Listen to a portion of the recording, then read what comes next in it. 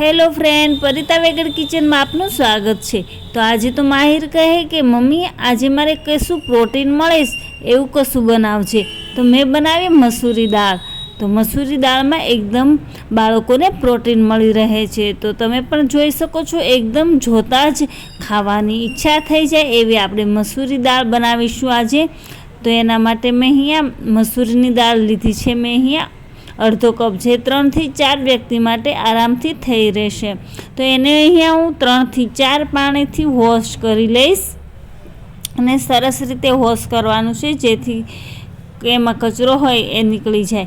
અને આપણે ડાયરેક્ટ કુકરમાં જ વઘારીશું એટલે ઝટપટ બની જાય। અને ત્યાર પછી હું એમાં એડ કરીશું 1 ચમચા જેટલું ઓઇલ। અને ઓઇલને ગરમ થઈ જાય એટલે આપણે એમાં તમાલપત્ર એડ કરી લઈશું અને ખડો મસાલો એટલે કે મરચું। અને ત્યાર પછી આપણે એડ કરીશું એમાં મરી કે 5 જેવા મરી છે। અને ત્યાર પછી એડ કરીશું એમાં 2 થી 3 જેટલા લવિંગ। અને ત્યાર પછી આપણે એમાં એડ કરીશું આદુ અને લસણની પેસ્ટ છે એ એડ કરી દેવાની છે। અને તમારે તીખું મરચું એડ કરવું હોય તો તમે કરી શકો છો। અને ચોપ્સ કરેલી ડુંગળી અને મરચું અને મરચાંની પેસ્ટ પણ તમે એડ કરી શકો છો। અને 1 થી 2 જેટલા ટમાટર છે જે મેં ચોપ્સ કરીને રાખ્યા, તો આપણે અત્યારે એડ કરી દઈએ છીએ અને સરસ રીતે મિક્સ કરી લઈશું।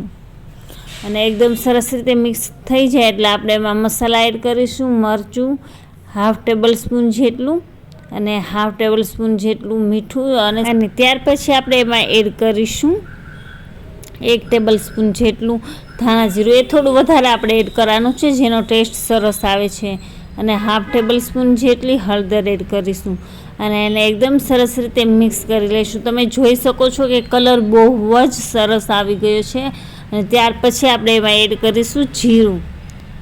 અને જીરું એડ થઈ જાય એટલે આપણે એમાં આપણે જે ધોયેલીને રાખેલી હતી કે મસૂરી દાળ, એટલે થોડી સરસ પલળી પણ ગઈ છે। તો હવે આપણે આ ટાઈમે એડ કરી દઈશું એમાં અને સરસ રીતે હલાવી લઈશું। અને જરૂર મુજબ આપણે એમાં પાણી એડ કરીશું અને 1 થી 2 વિસલ લગાવી લઈશું। અને ત્યાર પછી આપણે જોઈએ ને તો સરસ રીતે બફાઈ ગઈ છે, તમે જોઈ શકો છો। અને ત્યાર પછી આપણે એમાં સ્પ્રેડ કરીશું લીલી કોથમીર। અને ત્યાર પછી આપણી જે દાળ છે એ બનીને સરસ રેડી થઈ ગઈ છે કે જોતાં જ ખાવાની ઈચ્છા થઈ જાય। તો એકદમ પ્રોટીનયુક્ત છે અને બાળકોને ખૂબ જ ભાવશે। તો તમે જરૂરથી ટ્રાય કરી અને બનાવજો અને બાળકોને ખવડાવજો અને તમે પણ ખાજો। અને મારો વિડીયો ગમ્યો હોય તો લાઈક કરો, શેર કરો અને મને કમેન્ટ કરીને કહો તમને કેવી લાગી। અને નવા હોય તો મારી ચેનલને સબસ્ક્રાઈબ કરવાનું ભૂલતા નહીં। જય શ્રી કૃષ્ણ।